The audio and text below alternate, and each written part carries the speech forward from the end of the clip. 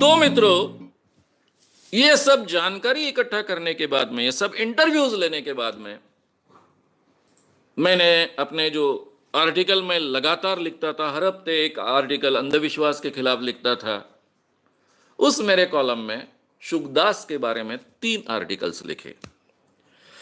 पहले आर्टिकल का हेडिंग है शुकदास महाराज विवेकानंद की कैसानोवा। कैसानोवा ये इंग्लिश की टर्म है, आप सबको मालूम है। एक कैसानोवा नाम का आदमी था जो स्त्रियों को पटाने में बहुत माहिर था, और वो नाम आगे चल गया। कैसानोवा यानी जो पुरुष स्त्रियों को पटाने में बहुत माहिर होता है और वही काम करता है, उसको कैसानोवा कहा जाता है। तो सुखदास महाराज विवेकानंद की कैसानोवा नाम का पहला आर्टिकल प्रसिद्ध हुआ लोकमत में। तब दैनिक लोकमत 1984 की ये बात है, नंबर 1 बन चुका था विदर्भ में और खानदेश में, और दोनों तरफ ये कॉलम मेरा जाता था। कभी कभी मराठवाड़ा एडिशन भी इसको उठाता था। दूसरा आर्टिकल दूसरे हफ्ते में छपा, शुकदास महाराज विवेकानंद की रजनीशांच्या तंबूतील उंट। रजनीश संभोग से समाधि वाले हैं, मालूम है सबको। तो ये अपने आप को विवेकानंद कहलाता है, ये तो रजनीश के तंबू का उंट है, कैमल है, ऊंट है, मराठी में उंट कहते हैं। ये दूसरा आर्टिकल हुआ। ये 2 आर्टिकल प्रसिद्ध होने के बाद में पूरे एरिया में खलबली मच गई। महाराज के भक्तों में भी बड़ी खलबली मच गई। ऐसा भी महाराज होता है, ये पहली बार, क्योंकि ब्रह्मचारी ये पहला व्यक्ति था इस ढंग के व्यवहार करने वाला। बाकी तो अपने आप को भगवान कृष्ण का अवतार कहते थे, गुलाब बाबा वगैरह। तो ये सबको बहुत धक्का पहुंचा। तब अमरावती में मेरी व्याख्यानमाला शुरू थी, और तीसरा आर्टिकल जो आने वाला था, जो ऑलरेडी डिक्लेयर किया गया था, वो नहीं आया।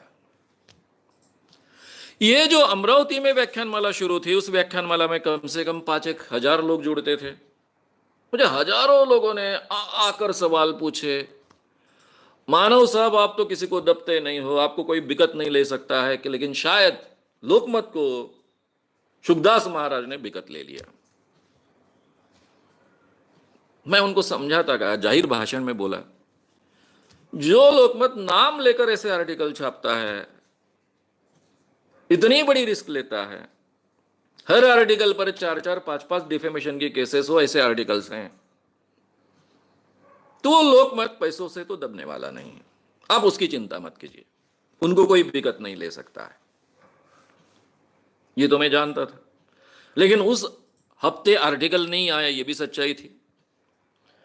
जब मैं प्रेस गया, मैंने ये बात, हमारे संपादक कमलाकर जी धारप थे, उनको ये बात कही।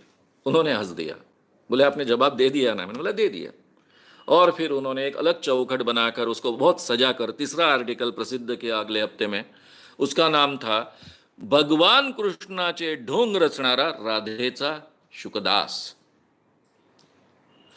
यानी भगवान कृष्ण का यह ढोंग रचने वाला है, ये किसका दास है? राधेचा दास, राधेचा शुकदास। इस ढंग के हेडिंग का यह आर्टिकल प्रसिद्ध हुआ, और फिर तो आग फैलते गई। महाराज का जो भी प्रोग्राम्स चलते थे, उसके हर हफ्ते में अमुक जगह वहां पेशेंट्स आना करीबन रुक गए। आश्रम में बहुत वातावरण बदल गया। भरत काळे को अलग अलग ढंग से तकलीफ देनी शुरू हो गई, उसे मारने की नौबत आई। कुछ दिनों बाद दैनिक तरुण भारत में एक किस्सा हुआ।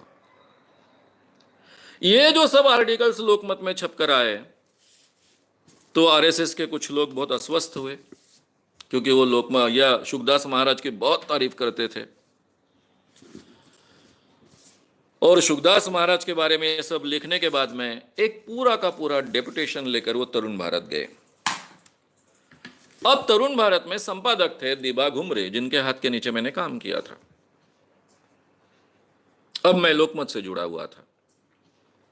कारण तो मैंने कल ही आपसे कह दिया है।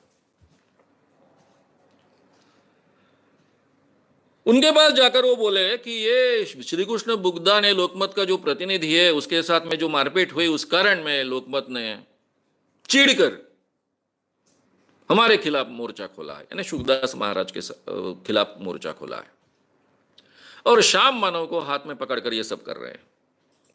सब झूठा है। शुकदास महाराज के पास में जो श्याम मानव ने उनकी मुलाकात ली, इंटरव्यू लिया, उसकी टेप है, ऐसा कुछ भी नहीं है उसमें। अभी तक शांति से सुनने वाले दीबाजी घुमरे, मामा साहब कहते हैं हम सब लोग उनको, सभी पत्रकार उनको मामा साहब कहते हैं। मामा साहब को मुद्दा मिल गया। बोले बहुत अच्छी बात है, शुकदास महाराज के पास में टेप है ना, श्याम के पास भी टेप है, मैं उसको बुला लेता हूं, मेरे हाथ के नीचे उसने काम किया है, शुकदास को भी लेके आओ आप, अपन मीटिंग रखेंगे, वो भी अपनी टेप सुनाएंगे,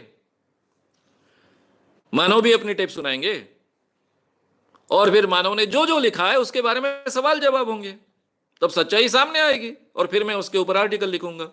ले आओ आप शुकदास महाराज को। फिर ये लोग नानुकुर करने लग गए और फिर मामा साहब ने मुझे खुद ये रिपोर्टिंग बाद में दिया, जो किताब में वैसे के वैसे मैंने लिखा। मामा साहब ने कहा कि फिर मैं चढ़ गया। पहली बात उन्होंने कही उन लोगों से कि श्याम मानव मेरे हाथ के नीचे तैयार हुआ पत्रकार है, वो कभी झूठ नहीं लिखता है, प्रूफ्स के बिन नहीं लिखता है, मैं जानता हूं। मैं 2.5 साल तक उसके आर्टिकल्स जांचते आया, प्रसिद्ध करते आया। अगर झूठ लिखा है तो सीधा कोर्ट में खींचिए उसको, शुकदास महाराज और आप कोर्ट में जाइए। आप मेरी मदद क्यों मांगते हो? तरुण भारत ने शुकदास महाराज के खिलाफ कुछ अभी तक लिखा नहीं, इसकी गनीमत आप मानिए। यही आपके लिए बहुत बड़ी बात है कि हम उनके खिलाफ कुछ बोल नहीं रहे, लिख नहीं रहे। इतना गंदा काम करने वाले व्यक्ति का आप समर्थन कर रहे हो, ऐसे लोगों को झाड़ दिया।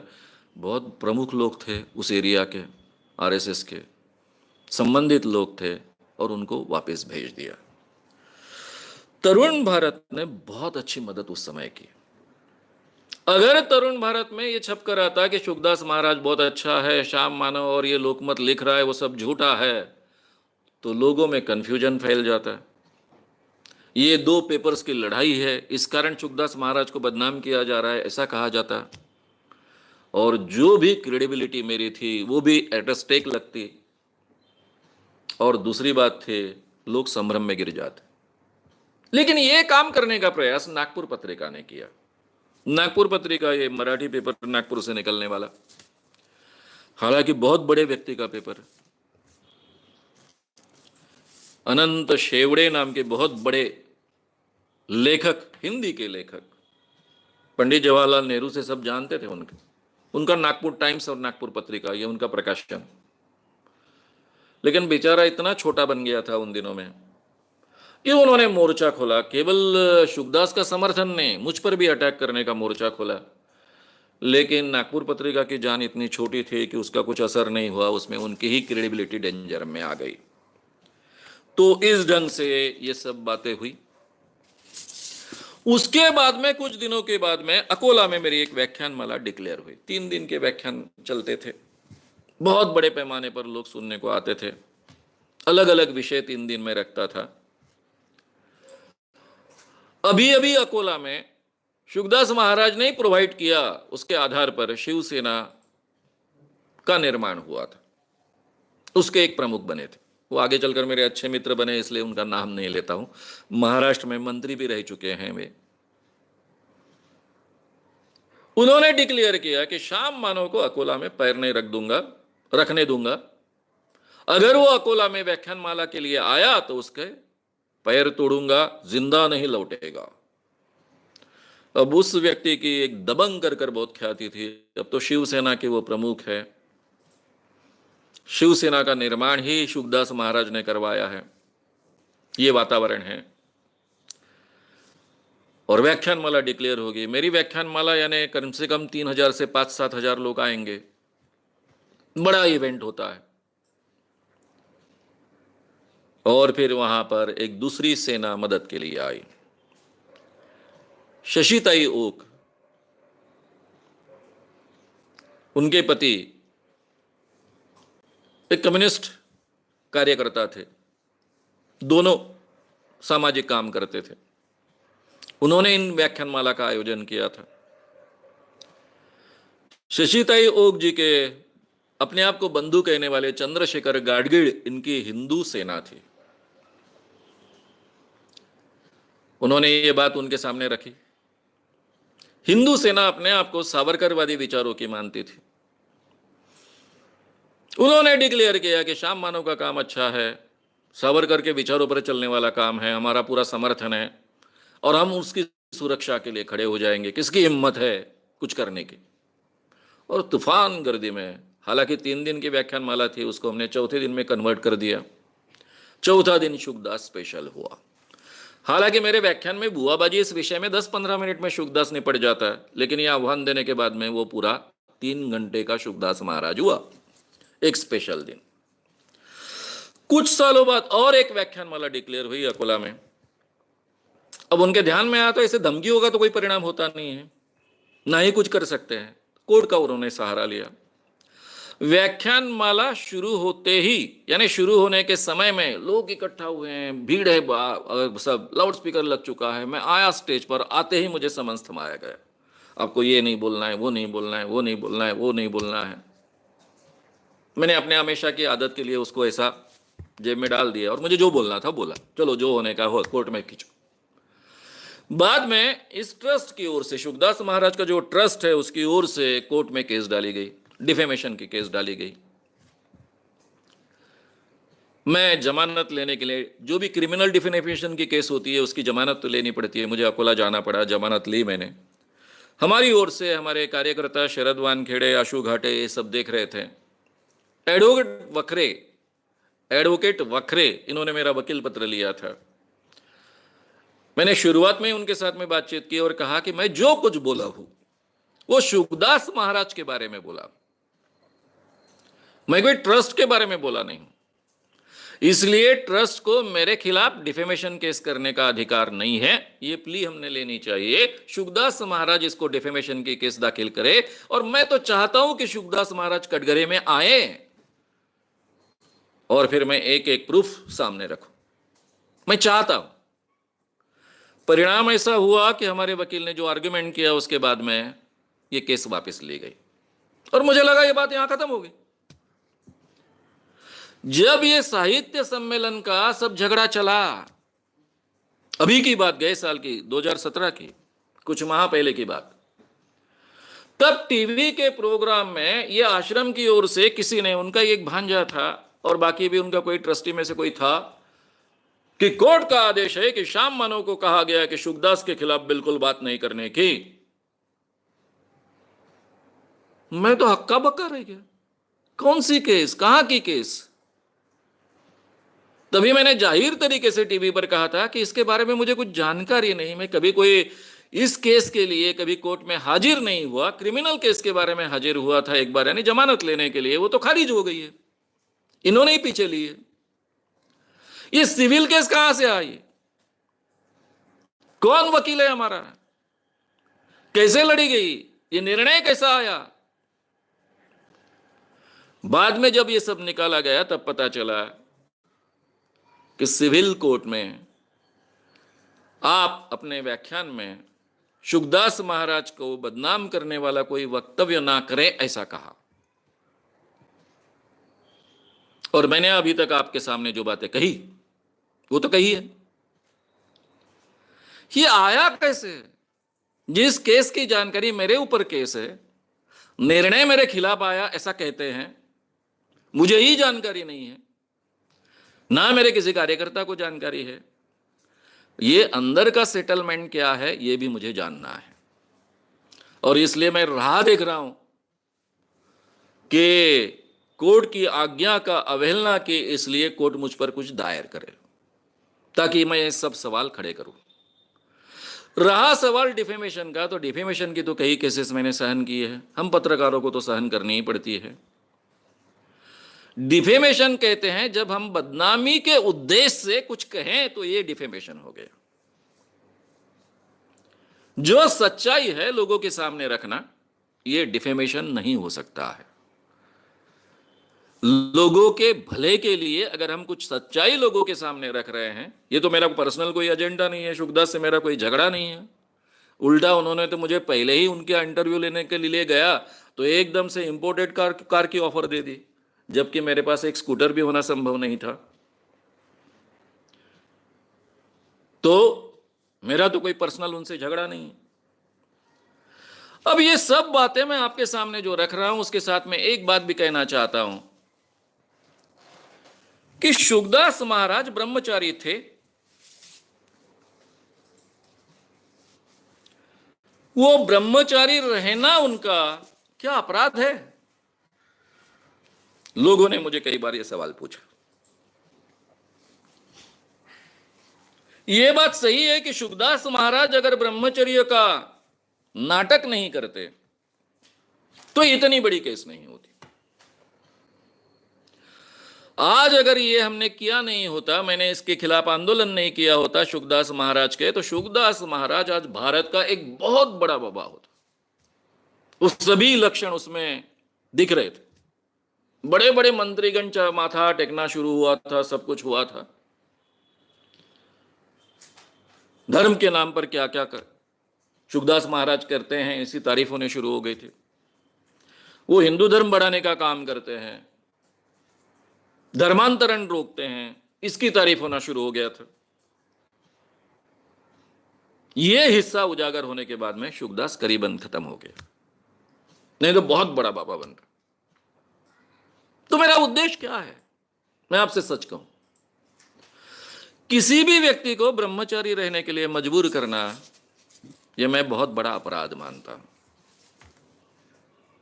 समझो शुकदास महाराज किसी कारणवश ब्रह्मचारी है और उनके किसी एक हाथ दूसरे स्त्री के साथ में संबंध है, ऐसा मुझे पता चला होता, मेरे पास उसके प्रूफ भी आए होते, तो भी उसके बारे में मैं बोलता नहीं, लिखता तो नहीं। मैं उसके तरफ एक इंसान कर देखता हूं, क्योंकि इंसान पर इस ढंग से जीना मजबूर करना एक नेचर के खिलाफ जाकर यह गलत बात है, ऐसा मैं मानता हूं। इसीलिए किसी ब्रह्मचारी व्यक्ति का जब डेविएशन होता है तो उसके बारे में मैं बहुत लिखता नहीं हूं, बोलता नहीं। सेम प्रजापिता ब्रह्म कुमारी के बारे में ऑडियो है, वीडियो है, अपलोडेड है यूट्यूब पर। मैंने अपना कहना वहां रख दिया कि उन स्त्रियों को बदनाम करने की जरूरत नहीं है। ये बात सच है, इतना लोगों के सामने कहो, बस बात खत्म हो गई, उससे आगे उसको कोई महत्व देने की जरूरत नहीं है। मैं इस दृष्टि से एक इंसान को इंसान की दृष्टि से देखना चाहता हूं। ये मेरी विचारधारा है, आज की नहीं है, गए 35 सालों के ऊपर की विचारधारा है। इसीलिए मैं इस किसी को बदनाम नहीं करता। मैंने क्यों ये विवेकानंद का नाम लेने वाले शुकदास के बारे में इतना खुलकर बड़ा आंदोलन किया, उनके खिलाफ ये लिखा, सब कुछ किया, उसके पीछे के 3 कारण हैं। ये आदमी विवेकानंद जैसे व्यक्ति का नाम बदनाम करता है, जो एक बहुत ही रैशनल व्यक्ति था। आज भी मुझे उनका नाम लेकर कई बार बोलना पड़ता है, उनके उदाहरण लोगों के सामने रखने पड़ते हैं। ऐसे एक प्रामाणिक, लोगों को अंधविश्वासों से दूर करने वाला, सही माने में हिंदू धर्म को एक मानवता धर्म में रूपांतरित कर लोगों को बताने वाला, उनको बदनाम करते हैं। उनका नाम लेकर, उनका अवतार कहकर ऐसे कृत्य करते हैं। अपने भक्तों को वो चुपके से चमत्कार का नाटक कर ट्रिक्स कर उनको ठगते हैं। अब भाई शुकदास महाराज है, वो एक लड़की से कहता कि मेरा दिल तुम पर आ गया है, लेकिन मैं ब्रह्मचारी हूं, सबके सामने बात रख नहीं सकता हूं, शादी नहीं कर सकता हूं, मैं तुम्हारे साथ में संबंध रखना चाहता हूं। तो मैं उस तरफ देखता भी नहीं, लिखता भी नहीं, पता चलने के बाद में, प्रूफ सामने होने के बाद भी लिखता नहीं। चलो एक इंसान की बातें छोड़ दो, लेकिन ये अपने ही भक्तों को, लड़कियों को कहता है कि मैं भगवान कृष्ण का अवतार हूं, तू गए जन्म में राधा थी। एक नहीं, कईयों के बारे में। अब मेरे सामने जो लिस्ट है वो 10 के ऊपर की है, बाकी तो पता नहीं। कितनी बड़ी होगी। तो ये जो स्त्रियों का इस ढंग से शोषण करता है, साइकोलॉजिकल शोषण उन्होंने किया, इसलिए उनके खिलाफ इतना बड़ा आंदोलन किया और इसीलिए साहित्य सम्मेलन जैसे एक बहुत बड़े आयोजन का भी विरोध गए साल किया था। ये इसके पीछे का कारण है। इस बात को आप ठीक ढंग से ध्यान में रखेंगे ऐसा मैं मानता हूं। मुझे लगता है जो बुल्ढाना के लोग मुझ पर का शायद नाराज हुए थे, उन्होंने ये सब बातें ठीक ढंग से सुननी चाहिए, विस्तार से सुननी चाहिए। बहुत विस्तार से 1.5 घंटे में ये बात मैंने आपके सामने रखी है। इसके पहले तो 3-3 घंटे में 2 बार रखी है। स्वतंत्र व्याख्यान हुए थे दोनों बार, शुभदास स्पेशली हुआ था, बहुत काफ़ी डिटेल्स लिए थे। अभी मैंने बहुत संक्षिप्त कर लिया वो डिटेल्स, जितने आवश्यक और ज़रूरी है लोगों तक पहुंचाने उतने ही मैंने आपके सामने रखे हैं। तो इन बातों को आप समझ लीजिए। मैं अपने जीवन में कभी झूठ नहीं बोलता, कभी झूठ नहीं लिखता, ना ही मुझे उसकी कभी आवश्यकता है, क्योंकि मैं जीवन में कुछ भी पाना नहीं चाहता हूं। कुछ भी पाने की इच्छा नहीं है जीवन में। इंसान कर कर जीवन में आया हूं, तो मुझे जो लगता है अच्छा है वो लोगों के सामने रखूं। यही काम मैं करते आया हूं, आगे भी करने वाला हूं। तो थोड़ा आप शांति से इन बातों को समझ लीजिए। आपका गुस्सा, अगर आपको लगता है कि शुभदास एक अच्छा व्यक्ति है और उसमें मैं आरोप कर रहा हूं, तो शायद गुस्सा जायज हो सकता है, लेकिन वो इस ढंग का व्यक्ति है, था, अभी इस दुनिया में नहीं है। कुछ लोगों ने यह भी कहा कि इंसान मर गया, बात खत्म हो गई, कोई प्रॉब्लम नहीं, मैं शुभदास पर कई दिनों से बोलता नहीं हूं। जब बुआ बाजी विषय आता है तब केवल 10-15 मिनट ऐसा ऐसा एक बाबा था बोलकर छोड़ देता हूं।